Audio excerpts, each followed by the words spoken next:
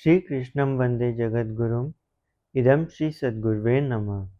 वाङ्मय नंबर 4 साधना पद्धतियों का ज्ञान और विज्ञान ऑडियो नंबर 9।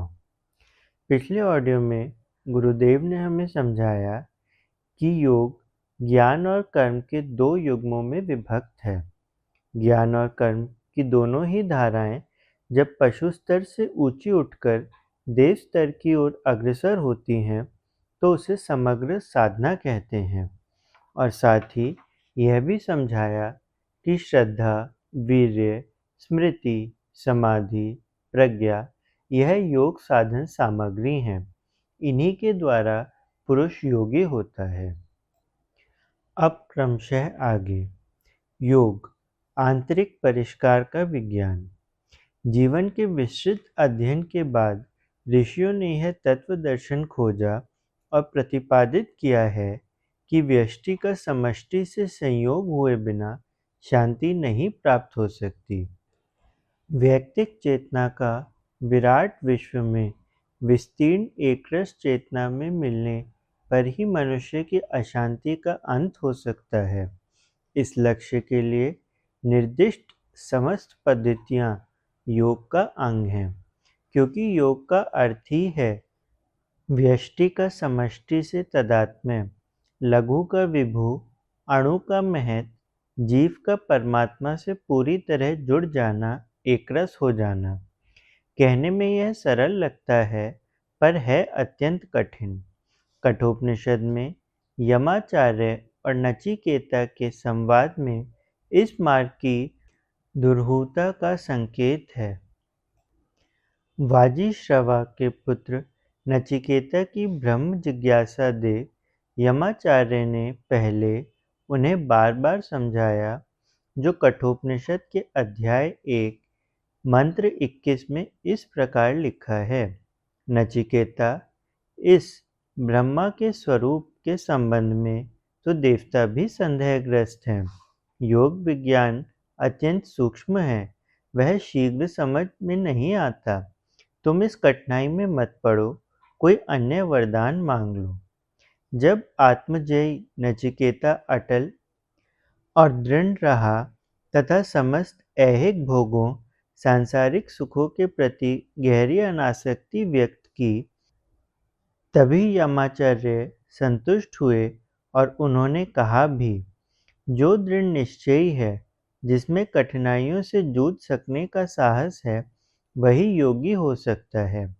योग मार्ग की कठिनाइयाँ इसलिए अनंत गुनी बढ़ जाती हैं कि यहाँ अपने से ही संघर्ष करना होता है और अपनी ही अभ्यस्त इच्छाओं, प्रवृत्तियों को मारना पड़ता है। यह काम बिना समझे बूझे होने पर अनर्थकारी भी हो सकता है या फिर हताशा और असफलता मिलती है। अतः इस योग मार्ग में प्रवेश के पूर्व ही उसका तत्वज्ञान समझ लेना अनिवार्य है। यही कारण है कि चपल बाल बुद्धि वाले लोगों को योग पथ पर चलने की अनुमति नहीं मिलती। निष्ठावान साधकों को ही इस कठिन योग मार्ग पर आरूढ़ होने की आज्ञा दी जाती है। महर्षि पतंजलि ने योग दर्शन पाद 1 सूत्र 2 में कहा है कि चित्त वृत्तियों को रोकना ही योग है। यदि मनुष्य मन में निरंतर उठने वाली बहुरंगी कामनाओं, वासनाओं को रोककर उनका प्रयोग इंद्रियों की इच्छा से नहीं, अपनी इच्छा से इस प्रकार कर सकने की सामर्थ्य विकसित कर ले, जिस तरह सारथी रथ में जुते घोड़ों का करता है, तो वह व्यक्ति अपनी शक्तियों को ऊर्ध्वगामी बनाकर परमात्मा की प्राप्ति में समर्थ हो सकता है। चित्तवृत्तियों को सामान्यतः तो समझा भी नहीं जा पाता। योग दर्शन के पाद 1 सूत्र 6 के अनुसार प्रमाण, विपर्य, विकल्प, निद्रा और स्मृति, ये 5 चित्तवृत्तियाँ वशवर्ती करना योगी के लिए परम आवश्यक है। प्रमाण वृत्ति को वशवर्ती करने का अर्थ सामान्यतः यह है कि प्रत्यक्ष सुख की सी अनुभूति कराने वाली चित्त वृत्तियों को नियंत्रित किया जाए। यूँ प्रमाण वृत्ति के सूक्ष्म भेदों का विश्लेषण जटिल व दुरूह विषय हो जाएगा, अतः उस विस्तार में अभी हम नहीं जाते। कान मधुर ध्वनि सुनने के इच्छुक रहते हैं। यह श्रोता की प्रत्यक्ष सुख की सी अनुभूति हुई। जहाँ कहीं भी मधुर शब्द सुनाई पड़ते हैं, संगीत या सुंदर वाद हो रहा होता है, मन उधर ही चल पड़ता है। आँखें रूप पसंद करती हैं, वस्तुओं का सौंदर्य हो, स्थान का अथवा नर नारियों के शरीर का। आँखें सौंदर्य देखते ही रम जाना चाहती हैं। जीभ रस की प्यासी रहती है, नासिका सुगंध को पसंद करती है। यह इंद्रियां अपने अपने सुखों की प्रचंड कामना करती हैं। व्यक्ति जितना ही इन सुखों में रमण करता है, शरीर उतना ही दुर्बल और निस्तेज होता जाता है। साथ ही मन भी क्षीण तथा आत्मा निष्प्रभ होती चलती है। इसलिए प्रत्यक्ष सुखानुभूति परक प्रतीत होने वाली इन चित्तवृत्तियों का नियंत्रित करना आवश्यक है। इन आकर्षणों से मन को विरत करने मात्र से ही इंद्रियां शांत हो जाएंगी।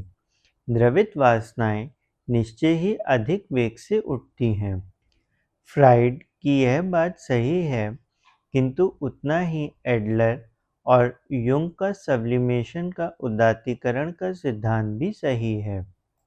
कामनाओं को अंतर्वर्ती बना लेने पर प्रत्यक्ष पदार्थों में प्रतीयमान सुख मन और आत्मा में विद्यमान दिखने लगेगा। अभी हम थोड़े से रूप, रस, गंध, स्पर्श और शब्दों, ध्वनियों के आकर्षण में अपनी शक्ति गंवाकर बेचैन हो सकते हैं, पर अपने अंतर जगत में तो सभी विषय वासनाओं की तृप्ति का अनंत भंडार मौजूद है। उस अनंत सुख की प्राप्ति के लिए यदि हम क्षणिक वासनाओं को वशवर्ती कर उनकी सुखानुभूति से वंचित होते हैं, तो यह घाटे का नहीं, लाभ का ही सौदा है। दूसरी वृत्ति है विपर्य या अज्ञानता, जिसे हम मृग तृष्णा के उदाहरण से समझ सकते हैं। मरुभूमि में दूर से चमकते सिक्ता कणों को देखकर जल का मिथ्या बोध होता है। रुपए पैसे, सोने चांदी, स्त्री पुत्रों आदि के प्रति हमारी आसक्ति भी ऐसे ही मिथ्या बोध पर आधारित है। उनके प्रति हमारे अंदर मात्र आसक्ति होती है, कोई तात्विक व्याख्या नहीं। हमें जो वस्तु प्रिय लगी, उसी के पीछे लग गए। प्रिय क्यों लगी, इसके विचार का हमारे पास समय नहीं। यह प्रियता बोध अक्सर अभ्यासवश या अनुकरणवश होता है। उसका आत्महित से कोई संबंध भी है या नहीं, यह जानने की हमें फुर्सत ही नहीं। यही विपर्य या मिथ्या ज्ञान है। योगी को विपर्य वृत्ति से विरत होना ही पड़ेगा। उसे संसार के प्रत्येक पदार्थ का वैज्ञानिक स्वरूप समझकर उसकी ग्रहणीयता पर शांत चित्त से विचार करना जरूरी है। अपनी मात्र मनोमान्यता के अनुसार चलते रहना नहीं। निद्रा वृत्ति का संबंध आहार विहार से है। योगारूढ़ को संयमित आहार विहार करना आवश्यक है। बुरे आहार करने पर नींद अधिक आती है या जागते हुए भी आलस्य घेरे रहता है। योगाभ्यासी को अपनी तामसिक वृत्तियों पर नियंत्रण कर निद्रा में कमी करनी चाहिए। पांचवी वृत्ति है स्मृति। ऊपर कहे हुए सुखों की स्मृति, उनका बार बार याद करना भी मन को विषय सुखों की ओर आकर्षित करता है। ऐसे मानसिक चिंतन से वस्तुतः बहुत अधिक शक्ति बर्बाद होती है। मधुर स्वप्नों का बार बार स्मरण भी इसी में शामिल है। इन सभी चित्त वृत्तियों पर नियंत्रण करते हुए अपने लक्ष्य पथ पर चलने पर ही योगी अंततः सफल होता है। योग में शारीरिक मानसिक व्यायामों साधनात्मक कर्मकांडों का भी महत्वपूर्ण स्थान है, पर तभी जब उनका उद्देश्य चिंतन के स्वरूप को ऊंचा उठाने की दिशा में अग्रसर होता है। योग का बहिरंग रूप इन व्यायामों कर्म कांडों के रूप में सामने आना आपत्तिजनक नहीं, किंतु यह है योग कलेवर ही। यह स्मरण रखा जाना और कराया जाना चाहिए। प्राण है उपनिषद प्रतिपादित वह अध्यात्म दर्शन जो उत्कृष्ट चिंतन और आदर्श कर्तव्य की प्रेरणा देता था तथा जिसे प्राचीन काल में ब्रह्म विद्या कहा जाता था। चिंतन स्तर की अंतरंग उमंगें ही बहिरंग जीवन पर छाई रहती हैं। उनसे ही दिशा निर्धारण और परिस्थिति निर्माण होता है। भावना का यह मर्मस्थल परिष्कृत संतुलित बने, यही योग एवं आध्यात्म शिक्षा का लक्ष्य हो सकता है। अंतर्मन की संरचना ऐसी जटिल है कि उस क्षेत्र के प्रवाहों को रोकना मोड़ना बहुत कठिन जान पड़ता है।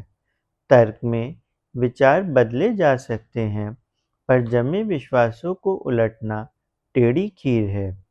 वह जिस गहराई में अपनी जड़ें जमाए रहते हैं, वहाँ तक ना तर्क पहुँच पाते हैं और ना ही तथ्यों का असर पड़ता है।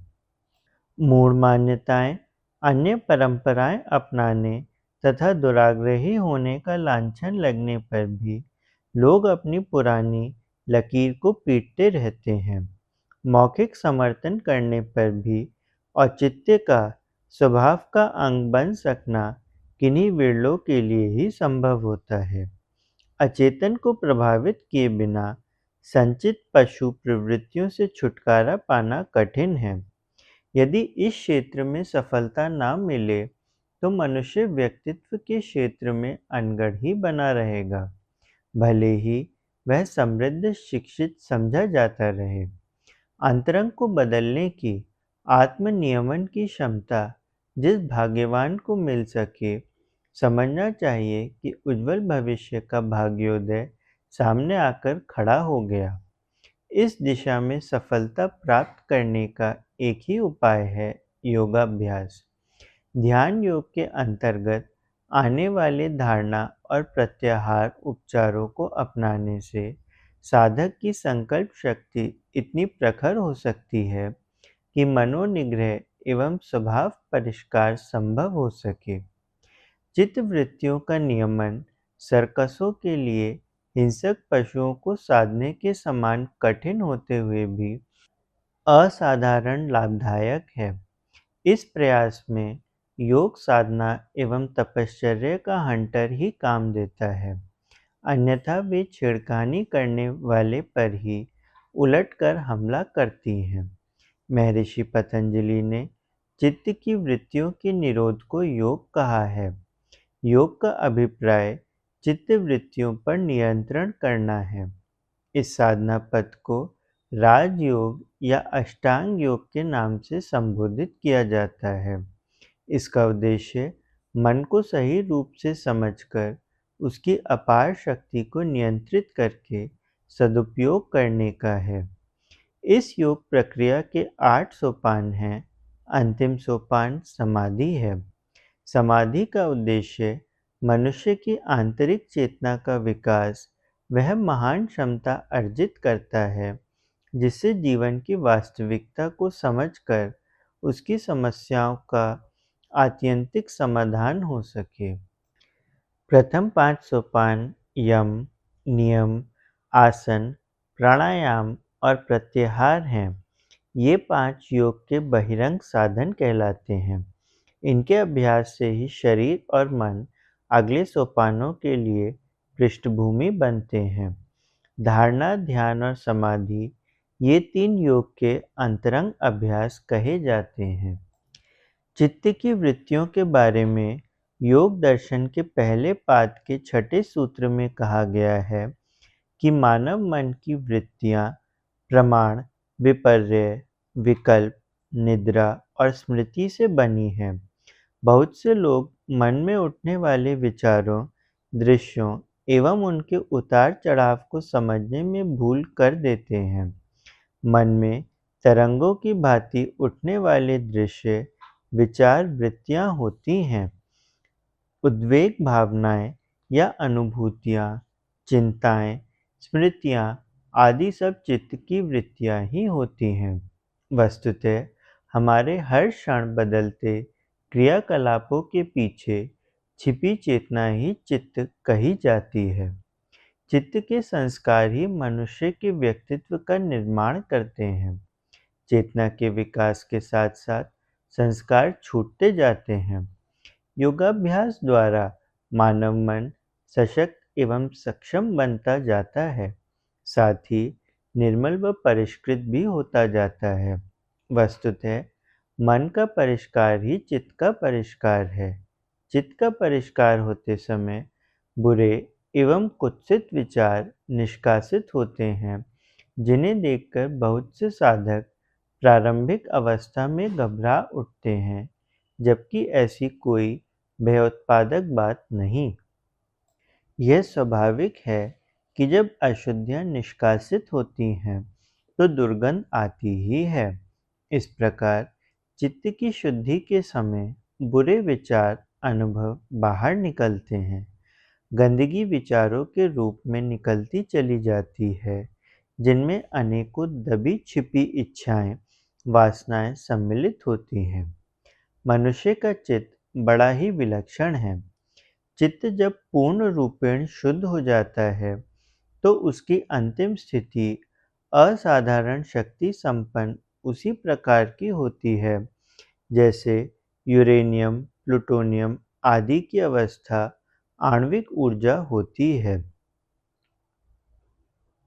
विभिन्न स्तरों पर ऊर्जा विभिन्न गुणों के रूप में प्रकट होती है।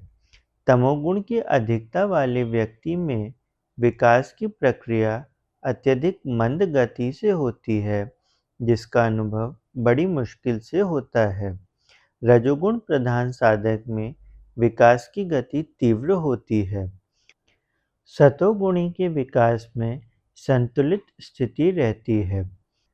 जीवन के दैनिक क्रियाकलापों में तीनों गुणों के माध्यम से ही चित्त कार्य करता है। अष्टांग योग के सम्यक अभ्यास से व्यक्ति चेतना के उच्च स्तर तक पहुंच जाता है। मस्तिष्क के विभिन्न भागों को क्रियाशीलता के आधार पर दो भागों में विभक्त किया जा सकता है, बायां भाग एवं दायां भाग। इन्हें ही सेरिब्रल हेमिस्फीयर्स कहते हैं। खोजों से ज्ञात हुआ है कि मस्तिष्क का दाहिना भाग, जिसका संबंध व्यक्ति की मेधा एवं प्रज्ञा से होता है, इसके विकसित होने से सृजनात्मक बुद्धि, चित्रकला, नृत्यकला, स्नेह व उदारता तथा अंतर्प्रज्ञा का विकास होता है। इसके विपरीत बाएं भाग की सक्रियता के फलस्वरूप विश्लेषणात्मक व तार्किक बुद्धि का विकास होता है। इसके विषय गणित, विज्ञान, साहित्य, लेखन, कानून, शासन आदि हैं। अभी तक की उपेक्षित कला प्रियता के अभाव में शिक्षाविदों एवं मनोवैज्ञानिकों तथा वैज्ञानिकों का कहना है कि मस्तिष्क का एक पक्षीय विकास मानव जीवन पर हानिकारक प्रभाव डालता है। प्रसिद्ध शिक्षा शोधार्थी श्री विवियन शेरमैन ने न्यूटन, आइंस्टीन जैसे महान वैज्ञानिकों के उदाहरणों से यह सिद्ध करने का प्रयास किया है कि उन्हें वैज्ञानिक उपलब्धि अंतर्प्रज्ञा के विकसित होने के कारण मिली, जो मस्तिष्क के दाएं भाग का कार्य है, और बाद में बाएं मस्तिष्क के सक्रिय होने पर उसे भौतिक स्वरूप प्रदान किया गया। श्री विवियन के अनुसार यदि मस्तिष्क के बाएं भाग को सक्रिय न किया गया और भौतिक लिप्सा की प्राप्ति हेतु मात्र बाएं मस्तिष्क की कला कुशलता पर जोर दिया गया, तो कुछ पीढ़ियों के बाद मस्तिष्क का एक भाग पूर्ण निष्क्रिय हो जाएगा, जिसके घातक परिणाम मानव समाज के समक्ष प्रस्तुत होंगे। अध्यात्म विज्ञान के अंतर्गत मस्तिष्क के दोनों भागों के बीच समन्वय स्थापित करने वाली नाना प्रकार की योग साधनाएं हैं। इनमें मंत्र जप से लेकर ध्यान, धारणा, आसन, प्राणायाम, नाड़ी शोधन प्रक्रिया आदि वैज्ञानिकों द्वारा मान्यता प्राप्त वापोधीड बैक के व्यायाम इस कार्य में विशेष लाभकारी सिद्ध हुए हैं। योगाभ्यास के अंतर्गत इसे क्रिया योग की संज्ञा दी जाती है। वैज्ञानिक वेंकवेट ने क्रिया योग के प्रयोग से यह सिद्ध कर दिखाया है कि इसके सतत अभ्यास से दोनों मस्तिष्कों का समान विकास होता है, जिससे मानसिक संतुलन बढ़ता है व असामान्य मनस्थिति नियंत्रित होती है। ध्यान, धारणा व क्रिया योग के सतत अभ्यास से एक समय ऐसा भी आता है जबकि मनुष्य की अंतर्प्रज्ञा जागृत होती है और बिना किसी प्रकार के अध्ययन के ही नाना प्रकार के गूढ़ रहस्यों का विवेचन संभव होता है तथा प्रकृति की अनेक रहस्यमय जानकारियाँ उसके करतलगत हो जाती हैं। भारतीय ऋषि व योगी इसके अनुपम उदाहरण हैं। वैज्ञानिकों ने अपने अनुसंधानों में पाया कि दाएं मस्तिष्क का संबंध इड़ा नाड़ी से व बाएं का संबंध पिंगला नाड़ी से है। मस्तिष्कीय विकास एवं कौशल अभ्यास के लिए प्रशिक्षण की अनेक व्यवस्थाएं मौजूद हैं। वे मनुष्य को चतुर बनाती हैं। चतुरता से संपन्नताओं और सफलताओं का पथ प्रशस्त होता है। इतने पर भी अंतराल में सन्निहित मान्यताएं और पशु प्रवृत्तियों के निष्कासन में इस बुद्धि वैभव का कोई विशेष प्रभाव नहीं पड़ता। व्यक्तित्व की निकृष्टता पिछड़े और प्रगतिशील समझे जाने वाले दोनों ही वर्गों में प्राय एक जैसी पाई जाती है। स्पष्ट है कि मनुष्य की उत्कृष्टता, प्रामाणिकता एवं चिरस्थायी सफलता के लिए व्यक्तित्व का उच्च स्तरीय होना आवश्यक है। इसके लिए क्या कहा जाए कि यह तो सर्वविदित है, पर क्या किया जाए इसका उपाय खोजने पर दरवाजे बंद प्रतीत होते हैं। अचेतन की हठवादिता को बदल सकना सहज काम नहीं है। इस प्रसंग में एक ही उपचार बार बार हो सकता है, वह है योग अभ्यास और तप साधना।